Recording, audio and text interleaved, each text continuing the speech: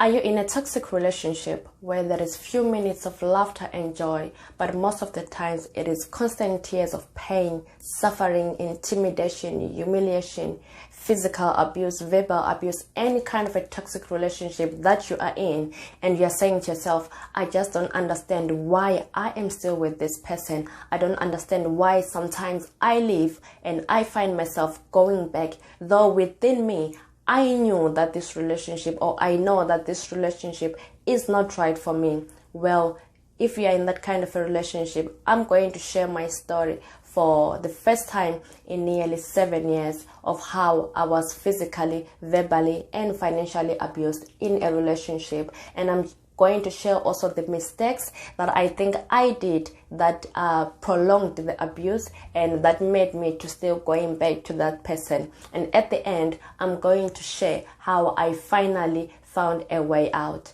So if you're interested, or if you're in that kind of a relationship, welcome back to Open Talk with Mary. For those who don't know me, my full name is Mary Immaculate. So let me get right into the story.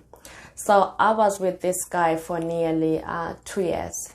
Yes, for nearly 2 years. And so it was okay in the first few months, but with time, things started to change.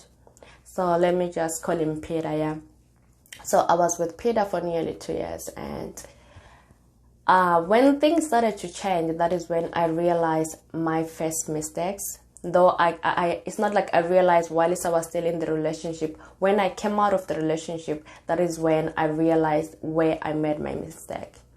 So when we first met, we shared our own previous experiences in our relationships. You know, he shared how he was cheated on. He shared how they turned him into a monster, which is something that I should have put an eye on, and I didn't. And by him meaning that, he said, at the end of the day, I found this girl cheating on me and I had never hit a woman for the first time. I just don't understand what happened to me because I hit her, and it's something that is really troubling me for a long time. So when you say those words, you know, I was like, okay, this is the kind of a man that I'm looking for, a man that doesn't lay a finger on a woman. So what I realized is after I left is at that moment, I created what we call a trauma bond. I didn't form a relationship. I created a trauma bond. So what do I mean about that is everything in our relationship, it wasn't based on maybe, let me say, how I feel or who I am. I found myself trying to fit into the ex-girlfriend's shoes and painting this black picture that they had left in him white. So that is my first mistake that I did, because at the end of the day, I wasn't me in this relationship. I was the ex-girlfriend, but in the form of a new person physically. So I found myself being in those shoes saying, okay, this is what they did wrong. I'm going to fix it. I'm going to show him what love is. But at the end of the day, that cost me. So the first scenario of the abuse happened so when every time we meet, he'll be like, can I have your phone? And he would take my phone and scroll on the messages. It doesn't matter how long it's going to take. I'm just be there sitting. And in my mind at that time, I was like, I understand he has got trust issues. So me giving him my phone and letting him do whatever he wants on my phone is going to build trust in our relationship, not realizing that that will cost me in the future. So this other day, while he is still on my phone rings. You know, it rings twice and then it drops. We call it beeping, yeah, when someone beeps you. And then it drops. Then it says, someone was calling you. And I'm like, oh, who is it? He's like, I don't know. It's an unknown number. So I'm like, oh, okay, it's fine. I'll wait for them to call back maybe, because they just beeped. They were not calling. If they were calling, I was going to answer. And then he's like, no, you call them back. So, you know, I took the phone. I tried to call the number back. The person didn't answer. And that is where the first problem happened. So I was like, oh, they're not answering. And he went crazy. He was like, oh, so that means you're cheating on me. And the person knows that you are with me and you have told them not to call. So that's why they are beeping you and now they're not answering you. And I was like, I just don't understand where all of this is coming from. You know I have been honest and truthful with you. You have had my phone every day, anytime you want, So it really like got out of control, and that is when my first verbal abuse happened. He called me names and names and names, though they were hateful inside. At that moment, I went back to the girlfriends, to his past, and said, okay, I understand he has got trust issues. I sympathize with him. Let him shout, let him vent on me. Maybe he didn't get time to vent on that person, so it's fine, let him vent on me. That was my mistake. He vented on me, he called me whatever names he wanted to call me, and I was just like, okay, I understand. Within me, I never told him in the face, but within me, I was like, I understand why he is like this. So I went home, I went to my house, and then he called me and said, I'm sorry about what happened, I just don't understand why I reacted that way. And I was like, it's fine. And at that moment, I never said, don't do it again. I was just like, it's fine, I understand. So that is my other mistake. I should have said, don't do it again. And I was like, it's fine. So we carried on in the relationship, and it happened that it was my birthday. This is where the financial abuse began. It was my birthday, and he said, I'm going to take you out since it's your birthday. And I was like, okay, wow, which restaurant you want to go to? Those who stay in Zimbabwe, they know the restaurant is called Fazak. Yeah. So I'm like, I want to go to Fazak, And then he says, okay, it's fine. We go there, we eat. And after we finish eating, the waiter comes to bring the bill, and he points the waiter to me. And because, it's in a restaurant, it's full of people, I don't want to be embarrassed. He knows I've got money, so I don't want to be embarrassed. So I was like, okay, it's fine, I'm going to pay. So I paid. And then when we got out, we got into his car, and I was like, oh, babe, why didn't you pay for the bill? He was like, I don't have money. I was like, yeah, but you asked me that you're going to take me out. He was like, yeah, I wanted to do something special, but I didn't have the money. And as a man, to tell a girl that you don't have money on her birthday is really like not looking good. And I was like, okay, I understand. That's the other thing that I did also. I was like, I understand. I never hold this guy accountable for anything. All the time, I kept telling myself, I understand. And guess what? We're going to a club to drink. We get there. He orders what he wants to drink. He orders for me, and he takes out some money, and then he pays. While he's opening his wallet, us girls, I'm like this, and I see like dollars and dollars and dollars, and I'm like, okay. So we drink, and we get into the car, we're going home, and I was like, oh, babe, you said you don't have money, but I saw that you've got money in your pocket. And he was like, oh, I have the money in my wallet. Yeah, sorry, it's for my tires. My tires are not okay. I need to get new tires, and instead of you, having to get a taxi into town, or maybe you're going home, because if I don't fix my car, then that is what you have to resort to. And me hating taxis, I was like, okay, it's fine, I understand. Just imagine how many times he messed up, and I kept saying, I understand. So then the financial abuse went over and over again. Today he'll be like, I don't have this in my house. Can you get it for me? I don't have that. Can you get it for me? And I'll buy, saying, okay, I am showing love to this person, and I'm hoping that at the end of the day, I will get this love back. So that's the other mistake, where as people, we give so much love to this person, trying to make them see or know what love is. But at the end of the day, we realize that, or you will realize that you are giving so much and you are receiving less. So I gave so much, and I was trying to make him see that maybe he has to do the similar things for me and show me that in that way he does love me. Then this other day, on a Saturday, I remember, on a Saturday, there is a place called Baku. Those who stay in Zimbabwe, those who stay in Bulawayo, there's a place called Baku. We go to Baku to drink. And people in the clubs, you cannot control who looks at you. You cannot control, even in future, right? You cannot control someone who admires you. So we get into a club, we sit down, and we start drinking. Then this guy kind of like waves to me, like this, like wave. I saw the wave, but I didn't wave back. And at that moment, he went crazy. Like, he went crazy, started shouting. And for me not to be embarrassed, I was like, okay, let's go out and talk. And we went out, and I was like, why? He was like, oh, you were giving him attention, that's why he was waving at you. And I was thinking that maybe subconsciously I did give him the attention, but I was like, I was not aware. Maybe I did, but I was not aware. And he went crazy, like called me names again, shouted. So at that moment, I like had enough, of him shouting. And I was just like, you know what? You have to back off. And the next thing that I heard was a clap. Yeah. He slapped me, and I was like, wow, when a man beats you for the first time, you are like, did it just happen? I was like that. I was like, did it just slap me? And I was shocked, he slapped me. So I walked away, and then he followed me and said, oh, I'm sorry, I don't know why I did that. But at that moment, I should have recalled that in the beginning, he told me that he once hit his girlfriend because the girlfriend had cheated on him. But at that moment, I didn't do that. I only did that after I had left him. So that is the other mistake. I should have known that, okay, this guy has done it before, so there are chances that he's going to do it again. And when he did it, I was just shocked.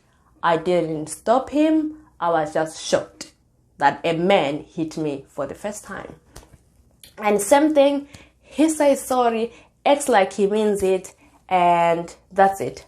I forgive, because I love this person, I forgive, and then life goes on. Not knowing that one day he's gonna embarrass me in the middle of the town, in in the afternoon, the sun is there, everyone is watching. He's just gonna embarrass me. So yeah, things started to get bad and bad and bad and bad. And still, this is what abuse does to you. At the end of the day, when I'm in my house thinking, I'll be saying to myself, I am doing something wrong that is making him to be a monster. Like he said when I first met him, that his ex-girlfriend did things that made him to change. So I was thinking that now I am doing those things. So this person has changed from being nice at the beginning. That means I have messed up. So I saw myself as a problem. And this other day, we're going to town together, I'm wearing a top that shows the cleavage. And he started to vent on me, like, why are you wearing that top? Why are you showing your cleavage? You're someone else's girlfriend, blah, blah, blah. And I'm like, yeah, I know within me that I'm with someone. So it's not like I'm just going to date someone else because I'm with you. And it's like, no, I don't want you to dress that way. I want you to dress like this, like this, like this, like this, like this, like this. I wasn't happy with what he wanted me to wear. But I was like, okay, it's fine. From now on, I'm going to wear with how you want me to wear. And deep inside, guys, I wasn't happy. But still, because I loved this person and still I was trying to fit in the ex-girlfriend's shoes and rap that whatever he had experienced, I did everything that he wanted. And this is the advice that I'm going to give to people that get into relationships without healing. You have to understand that you are putting too much pressure on someone else and you are making them subconsciously to change and fit into someone else's shoes and try to rewrite someone else's wrongs. This was the pressure that I had. I had the pressure of rewriting the wrongs of the ex-girlfriends. So at the end of the day, any abuse that happened to me, I told myself I have done something that triggers him to remember the ex-girlfriend. Then that's why he has reacted this way. So yeah, the abuse followed. And the one that made me to leave, I sat down on my own, and this friend that knew what was happening to me, I went one day, he had hit me. Yeah, he hit me like and opened my lip. And I went to my friend and she said to me, he's going to kill you, Mary. You've got to think, is he worth it? He's going to kill you. Your family are going to lose you just because of a man. So those words, they stuck with me. like a lot. They stuck with me. Every time when he verbally abused me, emotionally abused me, physically abused me, I always remember the words of my friend. One day he's gonna kill you. Is he worth it? So I was like, okay. I sat down with him. I tried to talk to him and said, this I don't want. If you do it again, I'm gonna leave. But he was like, yeah, but sometimes you tell me like it's over and then you keep coming back. You ain't going anywhere. And he would laugh. And at that moment, I was like, do you think it's a joke or something? I was like, oh, I'm sorry I laughed. But I mean, like, you know, me and you, we are meant to be together, you know. And at that moment, you try to say nice things to make me stay. But that is the other mistake. When they do that, just know that they are making you, or they are just manipulating you to accept them and stay. That is what I was doing. He would do whatever he wants to do, and I would accept it if he apologizes at that moment, but still there was no change. So what made me to leave? We were in town, in the center of the town, in the middle of the day. And we are working. And there is this house agent that I deal with every time I need accommodation. So he passes by and he greets me, hi Mary, and that was my mistake of saying hello. He slapped me like twice, like really, really hard in the middle of town. I was shocked. I was angry. I had had enough, and I said to him, you know, there were people who were like, you don't beat a woman. I was like, no, just leave him, you know. At that moment, I said to him, this is my boundary. This is my limit. It was happening indoors. I thought maybe, you know, it's fine. It's happening indoors. No one can see it as long as I don't tell them. But now you have done it in public, and this is my boundary. This is where today things end. And I left him there and I went to my house. And from then, I never ever went back to him. So once you set your boundary, stick to your boundary. Within me, I knew I still loved him, but I knew it wasn't healthy. I knew it was toxic. And my friend's words, one day he's gonna kill you. So this is my advice, that if you are in that kind of a relationship, you've got to make a boundary. And when that limit reaches, stick to it. Don't go over it. Once you reach the limit, say this is the end and walk out for good. If it means you getting a peace order against him or her, do it. But just know and ask yourself, is this person worth it? Is this person worth the suffering that they are not giving me? First of all, I am giving more and I'm receiving less. Secondly, I am being abused in any kind of a form. Thirdly, I am not being respected in this relationship. You have to realize those things, that everyone deserves to be treated with love, kindness, and respect. And in a toxic relationship, those things, they don't exist. They exist only when you threaten them to leave. But most of the times, it is just constant tears of pain, suffering, whatever you can think of. So this is my advice to people that are going through what I went through. Look, today I can talk about it without any pain because I suffered the pain and I have healed.